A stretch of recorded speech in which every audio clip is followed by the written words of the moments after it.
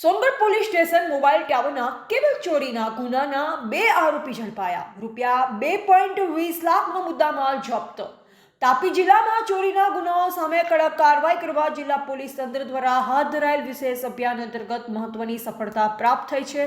શ્રી પ્રેમવીર સિંહ, police મહાનિરીક્ષક Surat વિભાગ અને શ્રી પૂજા Yadav, in charge police અધિક્ષક તાપી વ્યારાના માર્ગદર્શન હેઠળ લોકલ ક્રાઇમ બ્રાન્ચ તાપી તથા પેરોલ ફ્લો સ્કોડ તાપી ટીમે સંયુક્ત કામગીરી હાથ ધરી ગઈ તારીખ 19/1/2026ના રોજ સોનગઢ પોલીસ સ્ટેશનમાં મોબાઈલ ટાવરના કેબલ ચોરી અંગે ગુનો નોંધાયો હતો. અજાણ્યા ઇસમોએ મોજે ખાબલા ગામની સીમ વિસ્તારમાં આવેલ જીઓ કંપનીના મોબાઈલ ટાવર પરથી અંદાજે 315 મીટર કોપર વાયર કેબલની આશરે કિંમત ₹31,500 ચોરી કરી હતી. આ ગુનાની ગંભીરતા ધ્યાને લઈ એલસીબી તથા પેરોલ ફ્લો સ્કોડની ટીમે ટેકનિકલ સર્વેલન્સ અને સીસીટીવી ફૂટેજ આધારે તપાસ હાથ ધરી.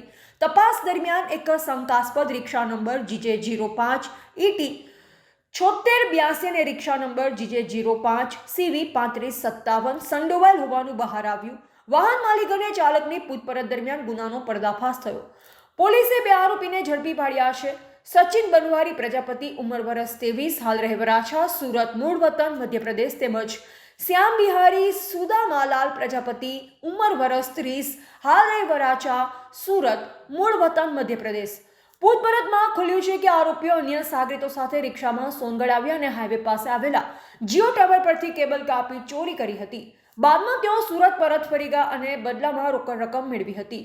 પકડાયેલ આરોપીઓ પાસેથી મુદ્દામાલ કબજે કરવામાં આવ્યો છે, જે પૈકી રોકડ ₹10,000, રિક્ષા નંગ 2 અંદાજિત કિંમત ₹2 લાખ, મોબાઈલ ફોન 2 અંદાજિત કિંમત ₹10,000, આમ કુલ ₹2,20,000નો મુદ્દામાલ જપ્ત કરવામાં આવ્યો છે. બંને આરોપીઓને કાયદેસરની કાર્યવાહી હેઠળ કબજે રાખી આગળની તપાસ માટે વ્યારા પોલીસ સ્ટેશને સોંપવામાં આવ્યા છે. અન્ય સંડોવાયેલ ઇસમોની શોધખોળ ચાલુ છે. તાપી પોલીસ દ્વારા કરવામાં આવેલી આ ઝડપી અને અસરકારક કામગીરી બદલ ઉચ્ચ અધિકારીઓએ ટીમને અભિનંદન પાઠવ્યા છે. રિપોર્ટર મનીષ જ્ઞાનચંદાની, તાપી.